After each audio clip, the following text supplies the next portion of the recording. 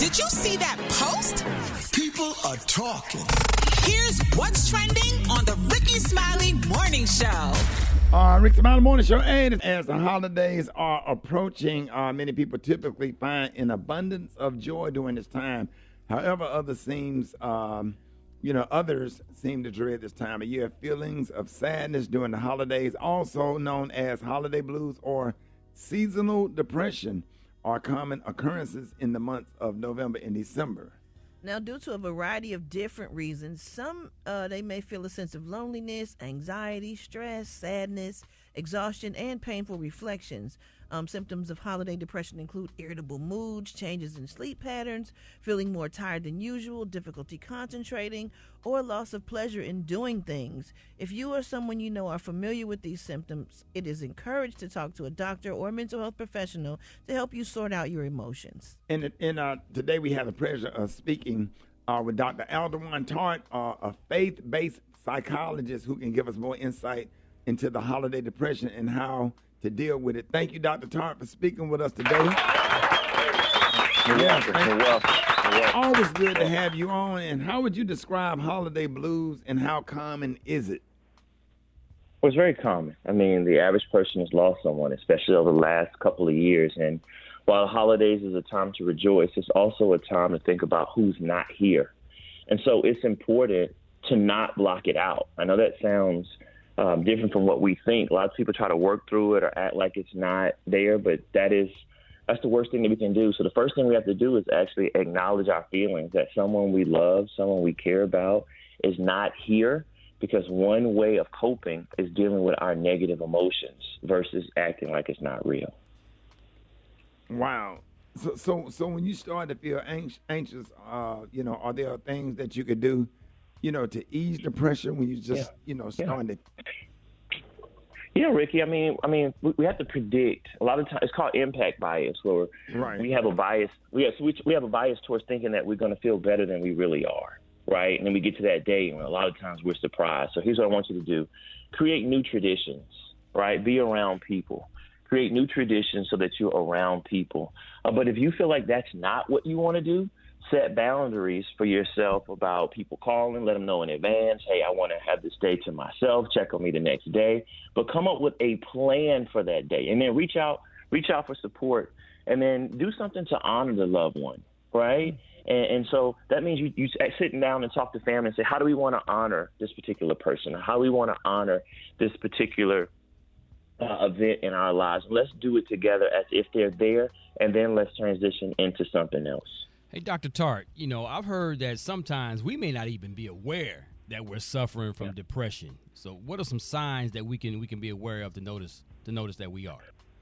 I mean, and this is true, especially around men. We just kind of like work through it. So one, I just ask our listeners on a scale of 1 to 10, how happy are you today? Like, how happy are you in your life and with your life? That's the quick screen that we do. A lot of times we get 3s, 4s, 5s. And if you answer that question right now and it's below a 5, that's a good time to reach out for help. Another one is if you have you sleeping too much or not enough. One of the precursors to depression, believe it or not, is lack of sleep, because something's on our mind. We can't get rest. We can't get peace of mind. So sleep, lack of energy, irritability, agitation, just not having pleasure in the world, like things that normally bring you pleasure don't. Those are signs that our emotions are saying, go get help. Go talk to someone. It's like throwing up. Talk about these negative emotions versus denying them. Yeah, I literally sat on a plane. I had a flight to Phoenix. And, man, that was a 3-hour flight. And I think the whole 3 hours, I just put my head in my lap and just flushed it out. Mm-hmm. And the flight attendant was real sensitive. Just he could sense as a black man. And I felt somebody put their hand on my neck. And he had a handful of Kleenex and just stuffed it in my face and gave it to me, pat me on the back. And because I had to perform, but I needed to get it out. Mm-hmm. You know what I mean? Because my therapist told me that I have complex trauma and post-traumatic stress disorder. I have both, been diagnosed with both. and trying to work through that, perform through that, and going up on stage with those feelings. I can turn it on. I can go on stage and just perform, but it's like when you get off stage, that reality set in, and it's almost like what happened to me in January has just now happened, because in my brain it's like a fossil. I held those feelings and those emotions, and I did not, because I had to protect, I had to lead, I had to organize, I had to plan. You understand? And man, this thing hit me about literally about 3 weeks ago. I felt like I'm going to need to go to a mental institution, Dr. Tartt. What is it? Well, I mean, because the only way to heal, Ricky, first of all, I don't know how you feel, right? And a lot of people say, I know how you feel. That's not helpful. A lot of times people say, tell me what you're feeling. That's the better response. Like, what are you going through? The only way for us to get distance through trauma is to talk about it. But we tend to try to, like you say, most men and women do it too, to stay busy, keep throwing it, distract our minds. And while that works in the short term, it costs us when it comes to our blood pressure, our heart. So we have to talk about it. The more you talk about it, the more you're able to get emotional and psychological distance from the trauma. We have to work through the trauma, not away from it.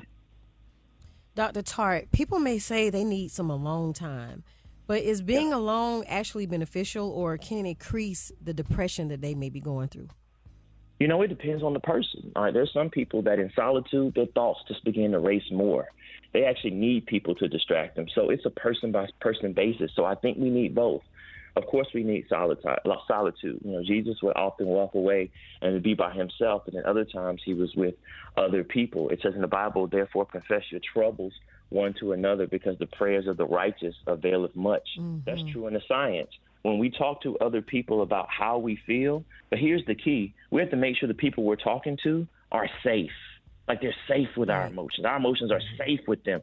Some people mean to help, but they say the wrong thing. So find a safe person to be able to talk to and talk with, and you'll find yourself actually feeling better, even though you're talking about negative emotions, because you're getting them out of your mind versus keeping them in. Yeah, and how do you continue with typical holiday traditions, you know, without bringing on? I remember when my grandma died. That was I was on a whole nother level of man. Listen. Still to this day. Yeah, I can't do it. On the day before Thanksgiving, when I'm cooking, I keep walking by the front door thinking, like, right now. My grandma, they've been gone 19 and 20 years. Yeah. Man, I think they finna pull up. I keep going to the door. Thinking my grandparents coming. That's like my Thanksgiving connect to my grandmama. Yeah. And I mean my soul, I can feel my soul leave my body of grief and heartbreak and sadness. And just want my grandma to, you know, especially going through what I'm going through now. I just really need my grandparents to be here, because they are the only people on this earth that can understand what I'm dealing with, how I'm feeling, and that I can talk to, and that just actually can make you feel better. Brett, you understand? Ooh, I do understand. I'm in the exact same boat as you. I lost both of mine, and just, you know, no holiday is the same. You try to make it better, but it just don't be the same. And then you don't want to talk about it because you don't want to be sad. You don't want to talk about it to nobody because you don't want to make them sad or think you sad. And then you don't want them to feel sorry for you. And then you Debbie down and everybody's sad. So you just, to me, the best thing is to kind of keep it in, Dr. Tartt, for real. Yeah, Brad and Ricky, I hear you, but that's dishonoring how you really feel. It's fake, right? Yeah. It's like, it's putting everyone cry by myself, before you. I'd rather cry by myself than upset everybody else. Don't worry about that. There are people out there, like, imagine someone you care about calling you and they say, I need to talk to you for a minute, right? You're not gonna feel bad. You're not gonna say shame them for feeling that way. You're gonna be glad that they have a safe space to just be human. We're human beings. We're not machines. I know that both of you all are performers, but you're not performers. You're human beings. That's just part of what you do. And especially when you're this hits entertainers, ministers, comedians harder, because you have to shut down how you feel and perform for everyone else. right? And your emotions are telling you it's a betrayal. And so actually those careers are more likely to actually suffer from grief because you can't say, hey, I need some time to myself. Today I don't feel like being funny. Today I don't feel like singing. Today I don't feel like ministering to you guys because I need someone to minister to me. That's the real what's going on. And so our emotions are going to tell us the truth, regardless of whether we put on a face and perform or not. And you can be a performer even if you're not an entertainer, whether you're a doctor or mama or whatever. So we have to grieve. And let me give people a resource. It's called griefshare.org. It's groups online. You can go in your city and you can just talk. Sometimes you can feel better talking to strangers who are actually going through what you are going through. Yeah, man, I appreciate it. I ain't gonna even, golly, I want to cry. So, man, it's just great. To do that. Don't hold it. It's just great to have you on this morning because don't hold that back because that's real. That's your emotions saying, I want to grieve. And when we block that, we suppress it, and then it starts going to our heart, our sleep, our stomach starts hurting because those emotions are saying, please let me grieve. So true. Yeah, and I hate that what I'm going through because this is my first Thanksgiving without my son. But, man, it's something about my damn grandparents that just be setting me all the way to the damn left. All the way, like I can't. The thought of my grandmother's just unreal, and I'm sure a lot of other people going through that. Dr. Tartt, let everybody know how you can be reached and how they can follow you. All right. Well, first of all, let me give them a resource. If you're talking about the loss of a child, that's specific. I want you to go to compassionatefriends.org, and then the Ad Council just released a mental health resource I want people to have. It's called loveyourmindtoday.org. Loveyourmindtoday.org. You can go through it, and it talks to you about your different emotions, and it also can link you up with different mental health providers. That's the information I want people to have. But if you want to follow me, you can just go to my website, drtartt.com. That's DRTARTT.com. Or follow me on Instagram at Dr. Tartt, DRTARTT. All right, y'all, everybody that's going through it, we didn't try to bring the show down. We just want to give you information because we all going through it, and we want everybody to go and get the help that you need. You don't have to go through all of this stuff alone. Go out and talk to someone and get the help. God created people like Dr. Tartt and Dr. Yanetta Spring and Spirit and all of the wonderful therapists that's out there. So listen, go and get help, y'all. Appreciate it, y'all. One time for Dr. Tartt.